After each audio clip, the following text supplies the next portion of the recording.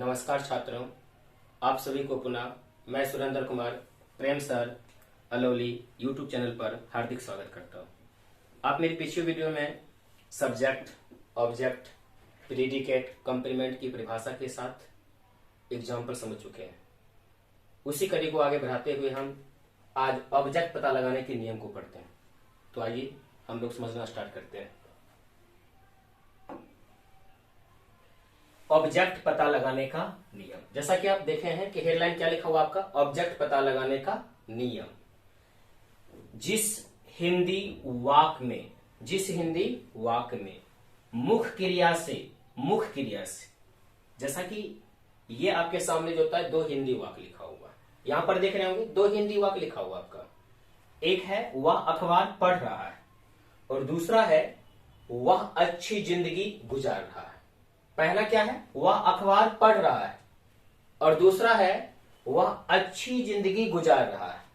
तो यहां क्या कहा जा रहा है, जिस हिंदी वाक्य में, तो ये दो हिंदी वाक्य हो गए मुख्य क्रिया से। अब इसमें हम लोग जानेंगे मुख्य क्रिया यहां पर क्या है, पढ़ रहा है पहले वाक्य में, और दूसरे वाक्य में क्या है, गुजार रहा है। दूसरे वाक्य में क्या है, गुजार रहा है। तो यहां क्या बोला जा रहा है, जिस हिंदी वाक्य में मुख्य क्रिया से क्या, किसे, किसको से प्रश्न करने पर, तो यहां प्रश्न करते हैं क्या पढ़ रहा है, यानी यहां प्रश्न करेंगे हम लोग, यानी यहां पर जो मुख्य क्रिया है पढ़ रहा है, तो यहां सवाल करेंगे क्या पढ़ रहा है। तो आप देखेंगे इस सवाल का आपका एक उत्तर मिलता है, एक जवाब मिलता है। जवाब क्या है, अखबार। जवाब क्या है, अखबार। यहां इसे आपको समझाने के लिए लिखा भी गया है, क्या पढ़ रहा है तो उत्तर मिलेगा आपको अखबार। उत्तर क्या मिलेगा, अखबार। यहां पर देखिए क्या गुजार रहा है, ठीक है, क्या गुजार रहा है, तो जवाब मिलता है अच्छी जिंदगी। जवाब क्या मिलता है, अच्छी जिंदगी मिलता है। जिस हिंदी वाक्य में मुख्य क्रिया से क्या, किसे या किसको से प्रश्न करने पर जिस शब्द से उत्तर मिल जाए, यानी उत्तर का जो शब्द हो, जैसे कि आपने बोला क्या पढ़ रहा है तो उत्तर का शब्द हुआ अखबार, क्या गुजार रहा है तो अच्छी जिंदगी। यहां पर लिखा हुआ है जिस शब्द से उत्तर मिल जाए वही शब्द वाक्य का ऑब्जेक्ट होगा, अर्थात वह अखबार पढ़ रहा है। इस वाक्य में अखबार ऑब्जेक्ट है। हम लोगों ने कैसे पता लगाया, मुख्य क्रिया से पहले क्या शब्द लगाकर। आप बोल के ट्राई कर सकते हैं, आप बोलिएगा उत्तर मिल जाएगा। क्या पढ़ रहा है तो जवाब मिलेगा अखबार। क्या गुजार रहा है, अच्छी जिंदगी। इसका मतलब पहले वाक्य में जो था अखबार ऑब्जेक्ट हो गया और दूसरे वाक्य में अच्छी जिंदगी ऑब्जेक्ट हो गया। नीचे देखिए लिखा है पहले वाक्य में अखबार से, दूसरे वाक्य में अच्छी जिंदगी से उत्तर मिल जाता है, अर्थात अखबार तथा अच्छी जिंदगी ऑब्जेक्ट होगा। यहां तक का भली भांति समझ चुके हैं। चलते हैं हम लोग अगले पेज की ओर।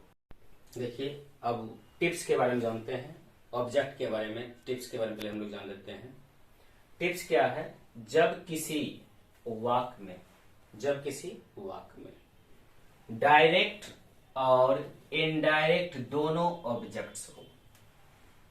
आप डायरेक्ट ऑब्जेक्ट और इनडायरेक्ट ऑब्जेक्ट के बारे में जान चुके हैं। यदि आप नहीं जानते हैं तो जान लीजिए। निर्जीव को डायरेक्ट ऑब्जेक्ट बोला जाता है, सजीव को इनडायरेक्ट ऑब्जेक्ट बोला जाता है। निर्जीव को क्या बोला जाता है, डायरेक्ट ऑब्जेक्ट, और सजीव को क्या बोला जाता है, इनडायरेक्ट ऑब्जेक्ट। तो अंग्रेजी वाक्य में इनडायरेक्ट ऑब्जेक्ट पहले होगा, अर्थात सजीव पहले लिखा जाएगा और उसके बाद निर्जीव लिखा जाएगा। आप इसे ऐसे भी बोल सकते हैं, इनडायरेक्ट ऑब्जेक्ट पहले लिखा जाएगा और डायरेक्ट ऑब्जेक्ट बाद में लिखा जाएगा, और डायरेक्ट ऑब्जेक्ट बाद में लिखा जाएगा। ऐसा कुछ लिखा गया। एग्जाम्पल से समझते हैं, जैसे कि फर्स्ट एग्जाम्पल है आपका, शीला गेव हरी ए बॉल। शीला गेव हरी ए बॉल, तो शीला सब्जेक्ट, गेव वर्ब है और हरी और ए बॉल क्या है, ऑब्जेक्ट। हरी एक व्यक्ति का नाम है यानी सजीव है, तो हरि को क्या बोलेंगे? Indirect object. और इनडायरेक्ट ऑब्जेक्ट किसी भी वाक्य में पहले लिखा जाता है। और यहां ए बॉल क्या है? निर्जीव, अर्थात डायरेक्ट ऑब्जेक्ट। तो पहले इनडायरेक्ट ऑब्जेक्ट लिखा जाएगा, उसके बाद डायरेक्ट ऑब्जेक्ट लिखा जाएगा, यानी पहले सजीव लिखा जाएगा और बाद में निर्जीव लिखा जाएगा। जैसे यहां देख लें, fetch the boy a pen, fetch the boy a pen. ऐसे आप इसका हिंदी ट्रांसलेशन जान लीजिए। शीला गेव, शीला ने दिया। हरि, हरि को ए बॉल ए गेंद, यानी शीला ने हरि को एक गेंद दिया। अब फेच मतलब होता है लाया गया, द बॉय, ठीक है ना, बॉय को, बॉय के लिए। ए पेन ये जो था कलम, ए पेन यानी कलम। यहां पर आप देख रहे हैं द बॉय, द बॉय क्या है? सजीव है, अर्थात इनडायरेक्ट ऑब्जेक्ट। और ए पेन निर्जीव है, अर्थात डायरेक्ट ऑब्जेक्ट। यानी सजीव को आप इनडायरेक्ट कहते हैं, देख लीजिए, और निर्जीव को क्या बोलते हैं? डायरेक्ट बोलते हैं। तो पहले क्या लिखा जाता है? सजीव, और बाद में क्या लिखा जाता है? निर्जीव, अर्थात पहले इनडायरेक्ट ऑब्जेक्ट और उसके बाद डायरेक्ट ऑब्जेक्ट।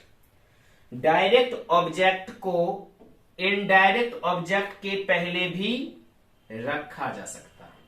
आप ये भी बोल सकते हैं कि इनडायरेक्ट ऑब्जेक्ट के स्थान पर डायरेक्ट ऑब्जेक्ट भी लिख सकते हैं, आगे जानते हैं।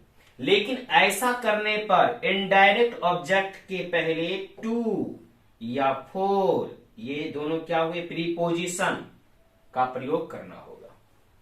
यदि आप ऐसा करते हैं कि पहले आप डायरेक्ट ऑब्जेक्ट ही लिखना चाहेंगे, तो इसके लिए आपको क्या करना पड़ेगा? इनडायरेक्ट ऑब्जेक्ट से पहले दो प्रीपोजिशन में किसी एक प्रीपोजिशन का प्रयोग करना पड़ेगा। पहला है टू और दूसरा है फोर। इस सेंटेंस को देख लीजिए, Sheela gave a pen to the boy. आपने देखा यहां पर बदलाव हुआ है। बदलाव क्या हुआ है? पहले डायरेक्ट ऑब्जेक्ट लिख दिए और बाद में जाके इनडायरेक्ट। और ऐसा करने के लिए हमें क्या चाहिए? इनडायरेक्ट ऑब्जेक्ट से पहले टू या फोर चाहिए। तो यहां किसका प्रयोग किया गया है? टू का प्रयोग किया गया। अगले वाक्य को देख लेते हैं, fetch a pen for the boy. Fetch a pen for the boy, fetch a pen for the boy. यहां पर आप देख सकते हैं पहले क्या लिखा गया? डायरेक्ट ऑब्जेक्ट, और डायरेक्ट ऑब्जेक्ट के बाद यहां लिखा गया इनडायरेक्ट ऑब्जेक्ट। तो इनडायरेक्ट ऑब्जेक्ट को बाद में लिखने के लिए हम दो प्रीपोजिशन का प्रयोग करते हैं।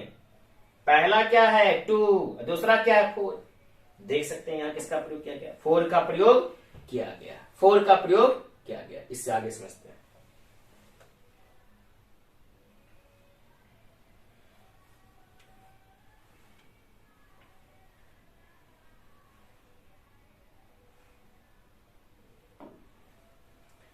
जब किसी वाक्य में डायरेक्ट और इनडायरेक्ट दोनों ऑब्जेक्ट्स हो तो पेसिव वॉइस बनाते समय, अब नए शब्दों का आप सुने होंगे, पेसिव वॉइस।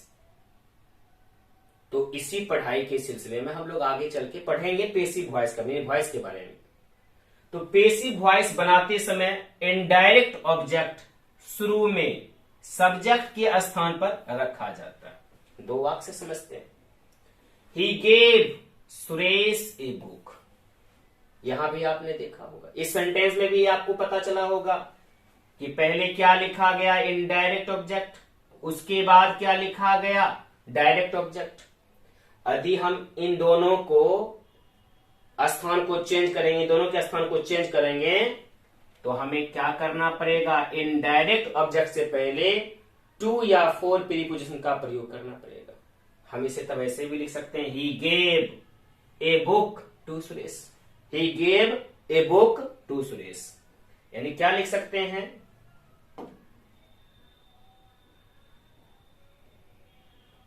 इसको लिख सकते हैं,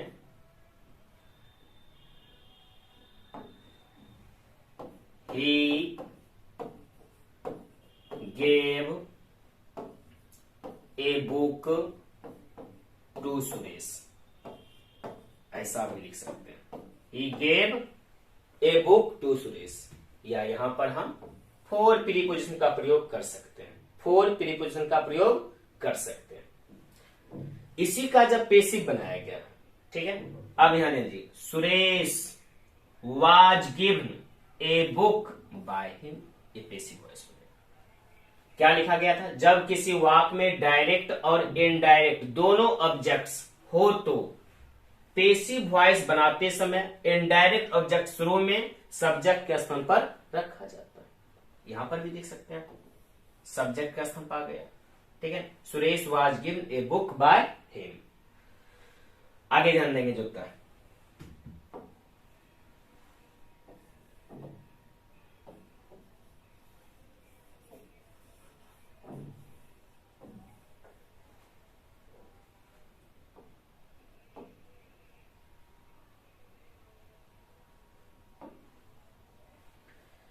जब कोई वाक्य टेंस में हो, ठीक है, टेंस की भी चर्चा आगे करेंगे, जब कोई वाक्य टेंस में हो या किसी वाक्य के अंत में मुख्य क्रिया हो, किसी वाक्य के अंत में मुख्य क्रिया हो, तो क्या, जिसका इंग्लिश वर्ड व्हाट, ऐसे क्या के स्थान पर हम लोग हेल्पिंग वर्ब का भी प्रयोग करते हैं, क्या के बदले में, लेकिन यहां क्या, व्हाट भी साधारणतः ऑब्जेक्ट का काम करता है।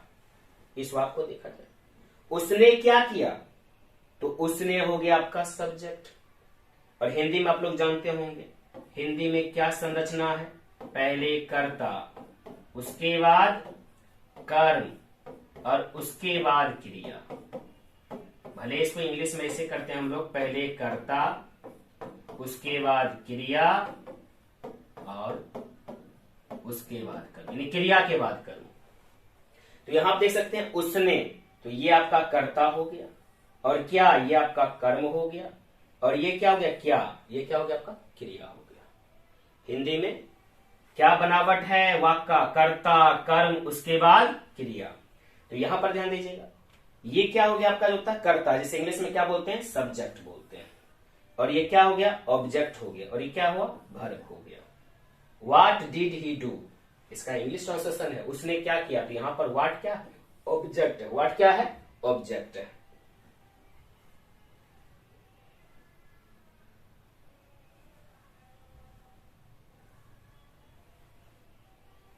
आइए अब हम लोग अभ्यास करते हैं। आपको मैंने क्या क्या बताया, ध्यान दीजिएगा, यानी सब्जेक्ट बताया, ठीक है, ऑब्जेक्ट बताया, प्रीडिकेट बताया, कंप्लीमेंट बताया, और साथ ही साथ समझने का कुछ ट्रिक्स, टिप्स और कॉन्सेप्ट्स बताया। यानी आइए हम लोग उसका कुछ अभ्यास कर ले। देखिए यहां क्या कहता है प्रश्न, पहले सेपरेट यानी अलग करें। ये जो 5 वाक्य लिखा होगा, ये 5 वाक्य जो दिए गए हैं, इसमें कहता है सेपरेट, अलग कीजिए, सब्जेक्ट एंड प्रेडिकेट, सब्जेक्ट और प्रेडिकेट। तो पहले परिभाषा जान लीजिए, जिसके बारे में कुछ कहा जाता है उसे सब्जेक्ट कहते हैं। आप हमारी पिछली वीडियो में देखेंगे, ऐसा बोला गया है, ऐसा लिखा भी गया है, जिसके बारे में कुछ कहा जाता है उससे क्या कहते हैं, सब्जेक्ट कहते हैं। अबाउट हुम और which something is said is called subject. A predicate, what ever is said about subject is called predicate. यानी सब्जेक्ट के बारे में जो कुछ कहा जाता है उसे प्रेडिकेट कहते हैं। सेपरेट, अलग करें, subject end of predicate, subject और प्रेडिकेट को इन द फॉलोइंग सेंटेंसेज, निम्नलिखित वाक्यों में। इन द फॉलोइंग सेंटेंसेज का अर्थ हुआ निम्नलिखित वाक्यों में। 3 वाक्यों को देखते हैं। सब्जेक्ट और प्रेडिकेट को कहता है, तो सब्जेक्ट एक वर्ड का भी होता है, एक से अधिक वर्ड का भी होता है। सब्जेक्ट एक वर्ड का भी होता है, एक से अधिक वर्ड का भी होता है। Radha sings a song, Radha गीत गाती है। इसमें राधा क्या है, सब्जेक्ट है, और सिंग्स ए सॉन्ग क्या है, प्रेडिकेट। सब्जेक्ट के बारे में जो कुछ कहा जाता है उसे प्रेडिकेट कहते हैं। देखिए इसमें क्या है, टीचर पढ़ाते हैं, कौन पढ़ाते हैं, तो द टीचर, तो ये हो गया सब्जेक्ट, और सब्जेक्ट के अलावा जितना भी बच गया, जो भी कुछ कहा जाता है, सब हो गया प्रेडिकेट। सही करते जाइएगा। The singing of the birds delights यानी जो तक खुश करती है, प्रसन्न करती है हम लोगों को, यानी चिड़ियों के गीत हम लोगों को खुश करते हैं। तो यहां पर देखिए सब्जेक्ट एक से अधिक वर्ड का हो गया, ठीक है ना, कि हु डिलाइट्स अस, कौन हमें खुश करते हैं, कौन हमें प्रसन्न करते हैं। द सिंगिंग ऑफ बर्ड्स, यहां पर द सिंगिंग ऑफ बर्ड्स क्या हो गया, सब्जेक्ट हो गया। ऑल रोड्स लीड टू रोम, यानी ये सभी सड़कें रोम की ओर जाती हैं। तो यहां पर जो लिखा गया ये जो था who lead the Rome to Rome, कौन रोम की ओर जाती है, ऑल रोड्स, ये ऑल रोड्स सबका सब्जेक्ट हो गया। और सब्जेक्ट पर जितना भी वर्ड बचा रह गया सारे प्रेडिकेट। यहां पर देखें, a fair little girl set, यानी सेट मतलब बैठी, who set under a tree, प्रश्न आप ऐसा कर सकते हैं, कौन वृक्ष के नीचे बैठी, ठीक है, ए फेयर लिटिल गर्ल। यहां पर ये आपका क्या हो गया, सब्जेक्ट, और सब्जेक्ट क्या हो गया, प्रेडिकेट। चलिए हम लोग आगे थोड़ा प्रैक्टिस करते हैं।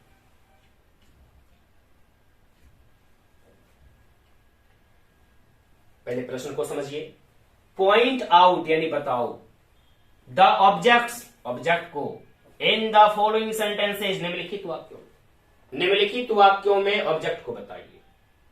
ऑब्जेक्ट के बारे में आप लोग जानते हो, नहीं जानते, थोड़ी सी चर्चा पहले कर लेते हैं हम लोग। ऑब्जेक्ट ये दो प्रकार के होते हैं, एक तो डायरेक्ट ऑब्जेक्ट होता है और दूसरा इनडायरेक्ट ऑब्जेक्ट होता है।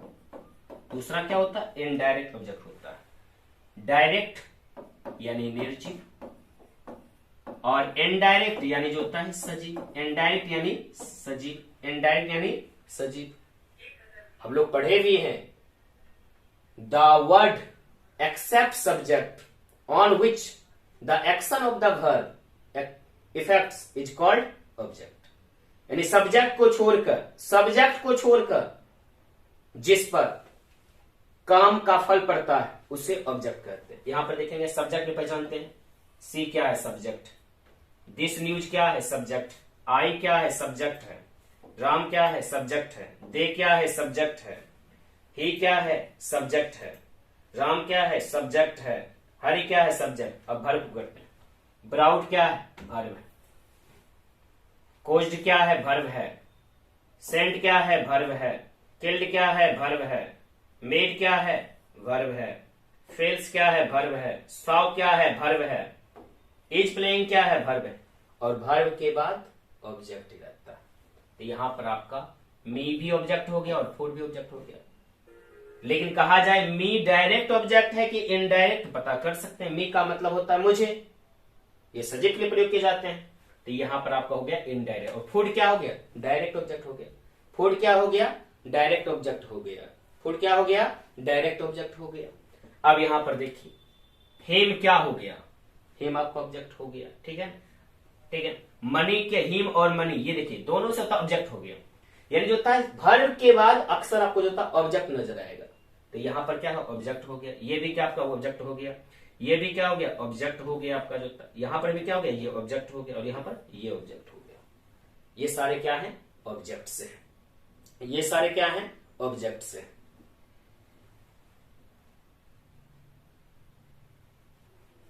अगले क्वेश्चन की ओर चलते हैं। यहां देखिए प्रश्न क्या है, सेपरेट अलग करें, और ध्यान देंगे सेपरेट अलग करें direct and indirect objects, direct और इनडायरेक्ट ऑब्जेक्ट को इन द फॉलोइंग सेंटेंसेज, निम्नलिखित वाक्यों को। डायरेक्ट का मतलब यहीं से समझ लीजिए, डायरेक्ट का अर्थ, यानी डायरेक्ट का अर्थ है निर्जीव, ऐसे डायरेक्ट प्रत्यक्ष होता है लेकिन समझने के लिए निर्जीव। और इनडायरेक्ट का अर्थ हुआ यहां पर सजीव। तो देख लीजिए इसमें सबसे पहले सब्जेक्ट पकड़ना आप जानते होंगे। यहां पर मीना क्या है, सब्जेक्ट, मदन क्या है, सब्जेक्ट है, मदन क्या है, सब्जेक्ट है। यहां पर ही क्या है, सब्जेक्ट, सी क्या है, सब्जेक्ट है, द बॉयज क्या है, सब्जेक्ट है, और ही क्या है, सब्जेक्ट। लेकिन ऑब्जेक्ट होने जाता है वर्ब के बाद। तो यहां देखिए लव्स, ठीक है, यहां देख लीजिए राइट्स, यहां देख लीजिए हैज गिव, ये सारे वर्ब्स हैं। यहां पर देखिए ब्राउट, ये वर्ब है, यहां पर हेल्प वर्ब है, और यहां पर टॉल वर्ब है। तो वर्ब के बाद यदि आपको सजीव नजर आ जाए तो उसे क्या कहेंगे हम लोग, उसे कहेंगे जो था इनडायरेक्ट ऑब्जेक्ट। और निर्जीव नजर आए तो क्या कहेंगे, डायरेक्ट ऑब्जेक्ट। यहां पर देखिए ही क्या आया, सजीव, इसका अर्थ हुआ कि ये इनडायरेक्ट ऑब्जेक्ट। ये क्या है, इनडायरेक्ट ऑब्जेक्ट। ए लेटर ये सजीव नहीं है, इसका मतलब इसे हम कहेंगे डायरेक्ट ऑब्जेक्ट। ये क्या है, डायरेक्ट ऑब्जेक्ट। यहां पर देखिए ए बुक, ए बुक निर्जीव हो गया, इसका अर्थ हो गया ये जो होता है डायरेक्ट ऑब्जेक्ट हो गया। ये क्या हो गया? Direct object. और राम ये आपका हो गया सजीव, इसे हम क्या कहेंगे? इनडायरेक्ट ऑब्जेक्ट कहेंगे। क्या कहेंगे? इनडायरेक्ट ऑब्जेक्ट कहेंगे। यहां पर मी देखिए, मी किसके लिए प्रयोग किया जाता है? सजीव के लिए, इसीलिए ये क्या है? Indirect object. और फूड क्या हो गया आपका जो होता है? निर्जीव, इसे हम कहेंगे डायरेक्ट ऑब्जेक्ट। यहां पर द गर्ल्स, ठीक है, तो इसे हम क्या कहेंगे? Indirect object. क्या कहेंगे? Indirect object. यहां पर मी ये आपका हो गया इनडायरेक्ट ऑब्जेक्ट, इनडायरेक्ट ऑब्जेक्ट। और एक गुड स्टोरी क्या हो गया आपका जो था? Direct object. क्या हो गया? Direct object. इसे आप बार बार देखते रहिए, ताकि आपको कहीं भी परेशानी हो तो कमेंट कर सकते हैं।